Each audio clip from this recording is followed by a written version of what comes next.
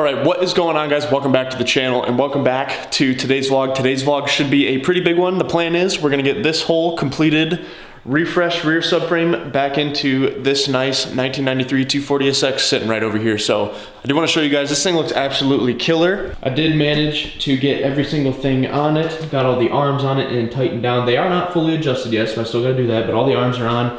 Coilovers are in there, which I think personally the coilovers really pull the whole thing together. It looks phenomenal. Axles are in, diff is in, everything's tightened up, ready to go. So the only thing that's left is to take this whole piece here and put it right back in here where we got it from originally. I did manage to revent the gas tank. So as you can see, I have my line running back behind here. So it's just venting to atmosphere rather than a old solenoid that I mentioned in the last video.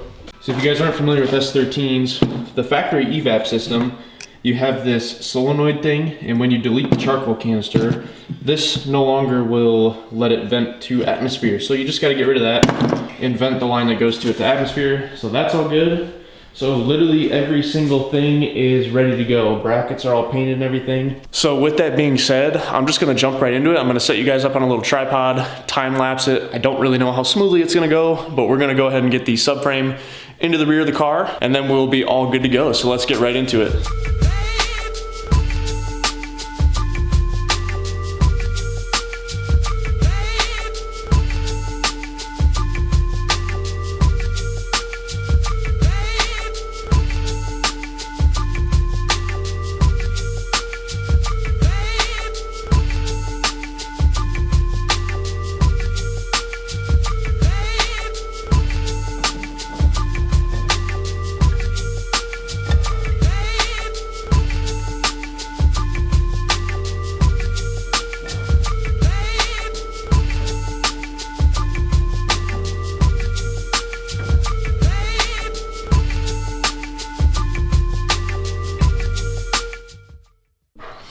All right, guys, so after some time and a little bit of wrestling, I am happy to announce that the rear subframe is finally back in the car.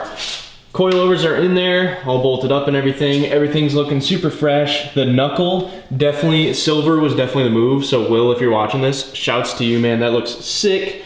The control arms are all in there. I do gotta tighten down the adjustments like I mentioned before, but everything is in the car. You can see there's the diff cover back there looking nice and shiny.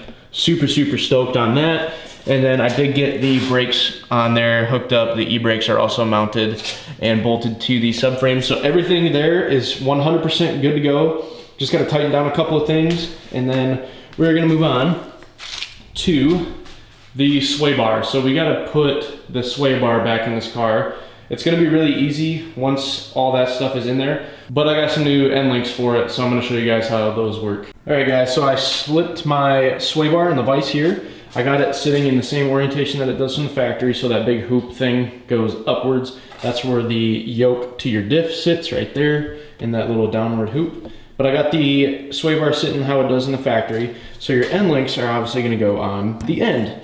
So these are the factory ones, obviously. They have seen better days for sure, and then you get this one here. This one's really super bent, so definitely don't wanna be running that.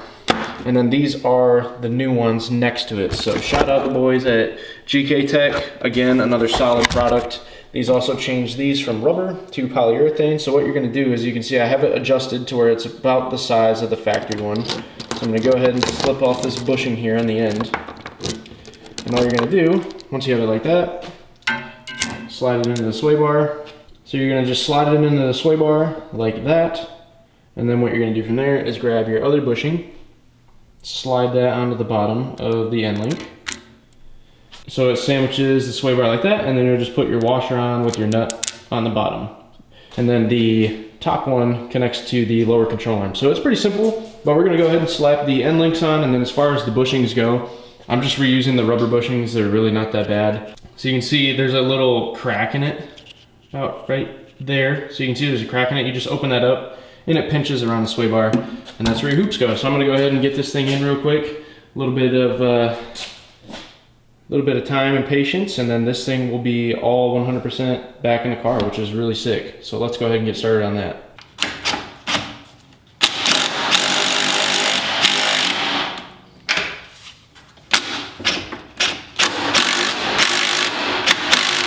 All right guys, it's pretty crazy to say this, but the subframe is fully painted, fully rebuilt, all new bushings, everything is fully back in the car. You can see there, I got the sway bar on the bottom mounted to the subframe. Everything is 100% back in there. Just gotta tighten the axle bolts, tighten down the adjustments for the control arms, and that's really about it, guys. This thing is finally done. As you can see, I finally have my floor back. So I have all kinds of garage space now. I really gotta clean all that because it's pretty nasty. Gotta throw the exhaust back on, but I'm gonna clean it up. I cannot start it quite yet.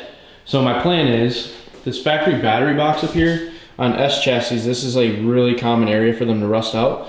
So I'm actually going to be taking the battery connections and we're gonna be rerouting the battery to the trunk somewhere back, probably in this area. As you can see, it's wired for subs, so I'll probably just kind of go along where that's at, maybe.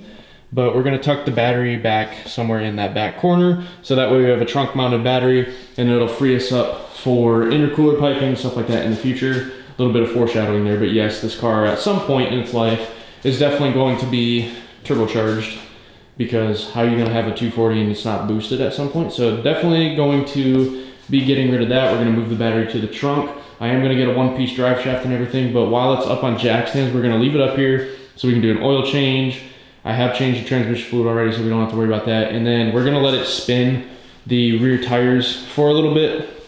That way the diff can kind of cycle, get a little bit warm, and then we'll drain it and probably do it again, and then drain it again, and then put actual really good fluid in it, just so that way we get all the gunk out because it was just freshly welded. But it looks absolutely amazing.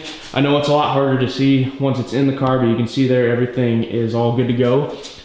And you can kind of tell there with the bushing. So the bushing actually raised the subframe up, I think it's 10 millimeters, 10 or 15 millimeters, but you can check on GK Tech's website. The subframe now is actually moved up about 10 millimeters to compensate for roll center correction.